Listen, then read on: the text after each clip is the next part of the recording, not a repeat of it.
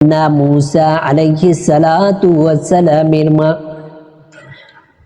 এত সুন্দর একটি ফুটফুটে সন্তান, এত সুন্দর একটি সন্তান পাওয়ার পর মূসা নবীর মা নিজের কষ্টটাকে ধরে রাখতে পারলেন না।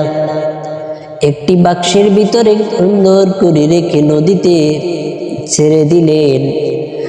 নদী দিয়ে যাচ্ছে, নিজের বোনটাও দেখতেছে কোন দিকে যায়। যদি ওই জালিমের কাছে পড়ে, ওই জালিমের কাছে পড়লে জালিম তো সেকেন্ডের মধ্যেই শেষ করে ফেলবে।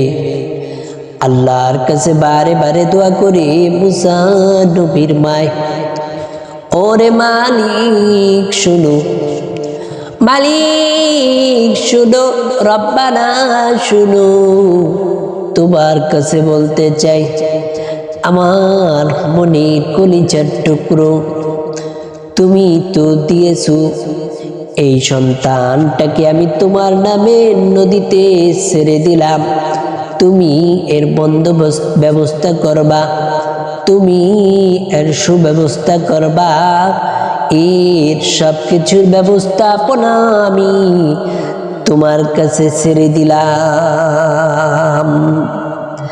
এই কথা বলতে দেরি এই বাক্সটা আস্তে আস্তে ঘুরতে ঘুরতে চলে গেল।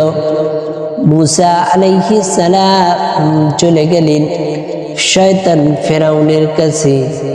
ফেরাউন আর তার স্ত্রী নদীর ধারে বসা, তাদের কাছে বাক্সটা চলে গেল।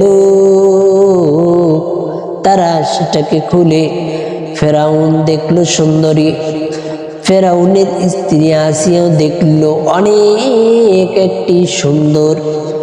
অনেক সুন্দর একটি সন্তান। ফেরাউনের স্ত্রী সেটাকে হাতে নিয়ে চুমু দিতেছে আর বলতেছে, এই সন্তানটা হলো আমার, তুমি এর মধ্যে কোনো কিছু নাক গলাতে পারবা না।